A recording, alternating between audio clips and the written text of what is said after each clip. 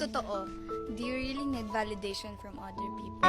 Do I really need validation from other people? No.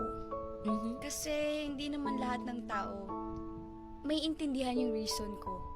I mean, hindi lahat ng tao magugustuhan kung ano yung ginagawa ko. Hindi lahat ng tao ma-appreciate kung ano yung ginagawa ko. Even though pagod ako, binubuhos ko lahat ng best ko, never nilang ma-appreciate or never nilang maintindihan kasi ang makikita lang nila lagi yung mali.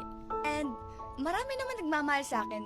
Hindi ko kailangan i-please yung mga tao na gustuhin ako, intindihin ako. Though, siguro, may nagagawa talaga akong mali na hindi gusto ng nakakaramihan. And I'm very sorry for that. Sorry for disappointing you all. But yeah, I'm still learning. And I'm willing to learn. And then, starting ngayon, wala na kayong makikita na, I mean, hindi na kayo makakita ng kahit anong bad sa akin. Siguro, yung mga inaano kasi sa akin from my past. And ang pangit, Ngayon ka natututo. yes, ang pangit kasi lumaban pag ginamit yung past mo. Tama. Hindi mo ma-explain. Oh. Hindi mo ma-explain sa kanila na nagbago ka na. Kasi nga, yun yung tumatak sa kanila.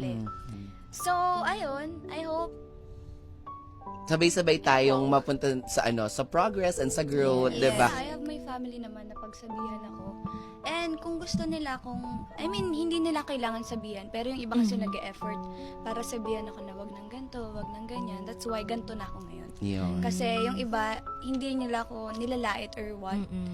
Ang importante, natututo ka. Yes. Totoo. And, So, kung bagets naman tayo, di ba? Ang pinagkaiba lang kasi may nakatutok na ng camera sa kanya Yes. ngayon dahil nga as big winner siya. hindi naman din ako Oo. perfect. Tough job. Nagkakamali lang din ako. But yeah, I'm sorry. We love you. Mahal ka Yes. namin.